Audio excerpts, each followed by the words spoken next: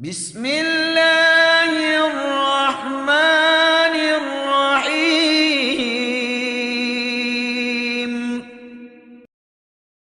Ini yang dahsyat ya, yang saya sering katakan bahwa semua dalam Islam itu pokok-pokoknya terkorelasi. Jadi antara ini akidah, ibadah, bahkan turunannya muamalah sampai ke akhlak, itu nyambung semua, ada. Jadi kalau kita bicara ke manfaat, kalau ini kan mengonfirmasi yang ke sini, ke akidah, yang tadi itu.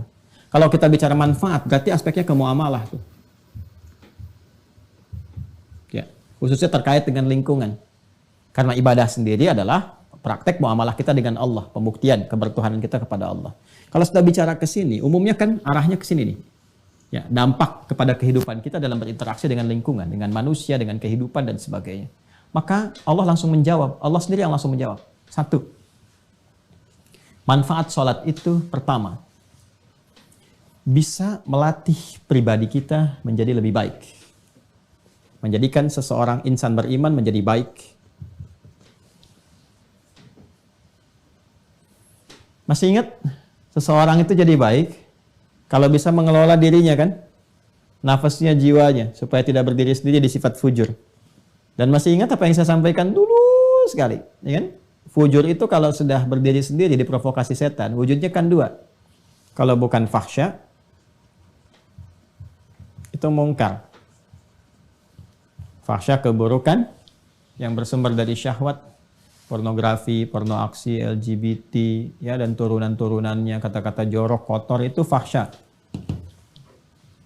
Mungkar yang diingkari oleh hati, perbuatan-perbuatan nampak, ya mohon maaf sekali, berdusta, kan, merampok, membunuh, menipu, korupsi, dan sebagainya. Ya ini nyogok, itu mungkar. Makanya saat nyogok kan hatinya mengingkari, saat korupsi hatinya mengingkari, saat tipu-tipu hatinya mengingkari, dan seterusnya. Ini mungkar. Nah, sholat kalau benar mengerjakannya, itu bisa mencegah ini semua. Dan pencegahan diutamakan. Bukankah Anda sendiri yang mengatakan mencegah lebih baik daripada mengobati? Jadi kalau kita ingin mencegah diri berbuat ini dan menjadikan secara langsung menjadi baik, bertransformasi kepada soleh baik, maka ternyata latihan dasar pertama itu sholat. Maka dalilnya muncul Quran surah ke-29 tadi, ayat ke-45. Langsung saja kepada intinya. Innas sholata tanha 'anil fahsya wal munkar. Sungguh, perhatikan cara menerjemahkannya. Sungguh, sholat yang dikerjakan sesuai ketentuan dan aturannya itu. Innas sholah, ingat alif lamnya. Terjemahkan alif lamnya. Innas sholata, bukan inna sholata, innas sholah.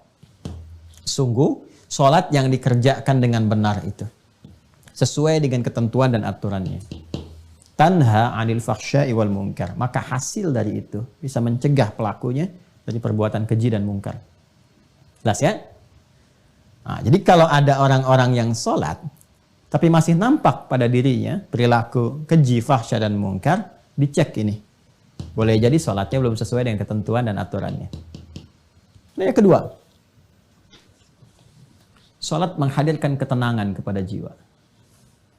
Lebih tenang. Orang sholat itu tenang bawaan jiwanya. Dan jiwa yang tenang melahirkan pikiran yang cemerlang. Jiwa yang tenang melahirkan perilaku yang menawan. Jiwa yang tenang melahirkan segala ide-ide yang penuh dengan kebaikan dan kemuliaan. Sedangkan di Quran surah ke-13 ayat ke-28, sumber ketenangan itu zikir. Ala bidzikrillahi tatma'innul qulub. Yakinkan pada jiwamu bahwa dengan berzikir kepada Allah itu hati cenderung menjadi tenang. Zikir itu banyak. Baca Quran, zikir. Karena Qurannya disebut zikir. Quran surah ke-15 ayat 9. Inna nahnu nazzalna dzikra wa inna lahu lahafidun. Karena itu orang-orang yang cenderung rajin baca Quran, cenderung menenangkan. Doa itu zikir. Quran surah ke-7 ayat 205. Wadhkur rabbaka fi nafsika tadarruan wa khifatan wa duna jahri minal qaul. Makanya doa cenderung menenangkan. Kemudian apa lagi? Kalimat thayyibah, astaghfirullah, alhamdulillah, Allahu akbar, subhanallah, itu bagian dari zikir.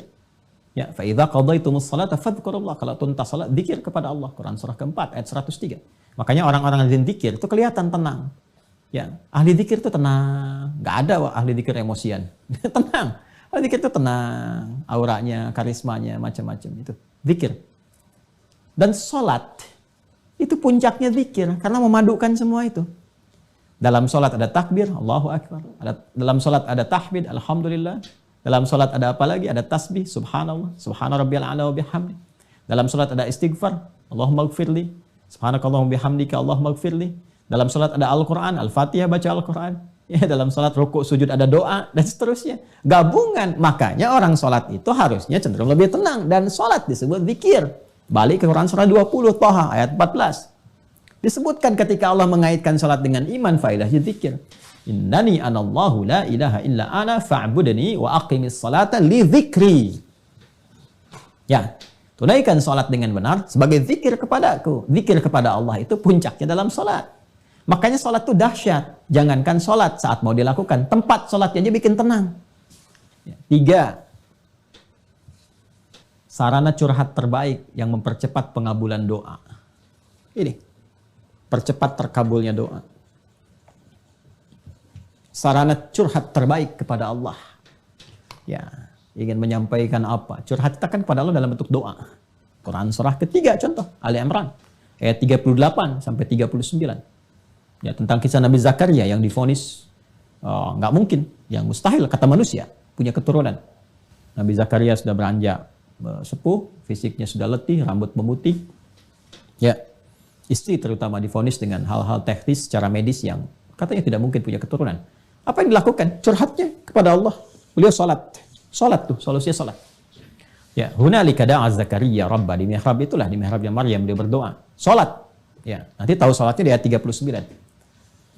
Hunalika da'a Zakaria Rabbah, qala rabbi habli min ladunka dzurriyyatan thayyibah innaka sami'ud du'a. Beliau berkata, ya Allah, mereka mengatakan aku nggak mungkin punya keturunan. Ketika mereka mengatakan tidak mungkin, maka aku beralih kepadamu yang tidak punya batas dalam kemungkinan. Nah, itu tanda ya. Itu fikih Quran tuh. Jadi kalau orang sudah mengatakan ini nggak mungkin bu, ini nggak bisa pak, itu tanda langsung dari Allah bahwa Allah ingin mengabulkan apa yang Anda mohonkan langsung tanpa perantara. Ya, karena itu Nabi Zakaria sudah ngasih contoh yang di surah Maryam itu. Dzikru rahmati rabbika abdahu Zakaria idh nada rabbahu. Ya kan, nidaan khafiyah. Rabbi inni wahanal azmu minni washta'ala ra'su syaiba walam akum bidu'aika rabbi syaqiyah. Masya Allah, indah sekali. Ya Allah, aku ini selalu tidak pernah putus harapan kepadamu. Aku selalu berdoa, dari rambutku masih menghitam sampai memutih, fisik letih, tapi aku gak pernah putus dalam memohon rahmatmu, berharap kepadamu. Itu apa? Minta keturunan. Puncaknya dimohonkan tuh di mihrab itu dalam salat. Mereka mengatakan mustahil. Dan inilah ya tanda pertamanya. Aku memohon kepadamu ya Allah yang tidak pernah punya batas dalam pemberian. Anugerahkan kepadaku dari sisimu saja. Karena orang mengatakan gak mungkin, aku minta darimu saja. Ya, keturunan terbaik. Innaka sami'ud du'a. Engkau pasti mendengar doa hamba. Kalau yang pada maha mendengar pun belum dikabulkan, lantas kepada siapa lagi hamba mesti memohon? Apa yang terjadi? Fanadatsul malaikatu wa huwa qa'imun yusalli. Itu dalilnya. Fil mihrab. Maka seketika turun malaikat, sedangkan Nabi Zakaria itu masih berdiri dalam sholat. Masih berdiri. Artinya belum selesai sholatnya. Baru selesai berdoa.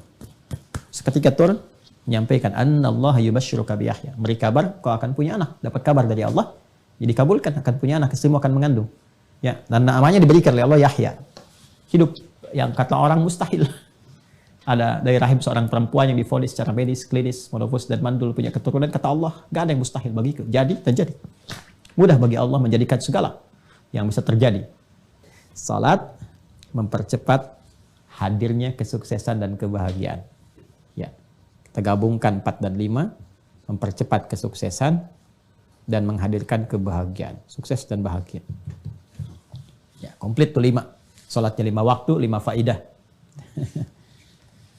Sukses dan bahagia. Kalau kita gabungkan sukses bahagia ini, namanya falah. Singkatnya begitu. Falah. Falah itu sukses dan bahagia. Quran surah ke-23 ayat 1 dan 2. Qad aflaha al-mu'minun. Saya lagi ke sini, orang beriman. Ya, Quran surah 23 al-mu'minun ayat 1 dan 2. Qad aflaha al-mu'minun. Orang beriman, kalau benar-benar iman melekat pada dirinya, identitas berimannya bagus, diimplementasikan imannya dengan ibadah yang benar, pasti menggenggam kesuksesan dan kebahagiaan. Apa ciri pertamanya? Alladzina hum fi salatihim khashi'un. Ternyata pengantar pada kebahagiaan, kesuksesan itu salat. Dan ini yang paling diharapkan oleh manusia. Ya, tingkat tertingginya itu kan ini, iman. Jadi tingkat tertinggi insan beriman itu, pokoknya terserah. Yang penting saya sholat itu karena Allah perintahkan. Itu aja. Karena saya beriman, saya sholat. Ya, tapi kan tadi saya katakan, ada yang ciri khas anak-anak, ada yang orang dewasa matang dengan kedewasaan dan akalnya, ada yang dewasa kekanak-kanakan, masih nanya juga dan sebagainya. Ya, maka butuh motivasi. Apa di antara motivasi yang terkuatnya ini? Sukses, bahagia. Sukses, bahagia. Nah, diperdengarkan 5 kali dalam sehari. Ini bahagianya dunia akhirat. Suksesnya dunia akhirat. Ya, Quran surah 23, Al-Mu'minun ayat 1 dan 2. Qad aflahal mu'minun.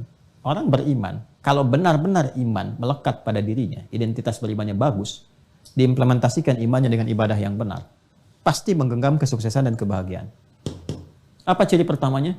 Alladzina hum fi salatihim khasyi'un. Ternyata pengantar pada kebahagiaan, kesuksesan itu salat.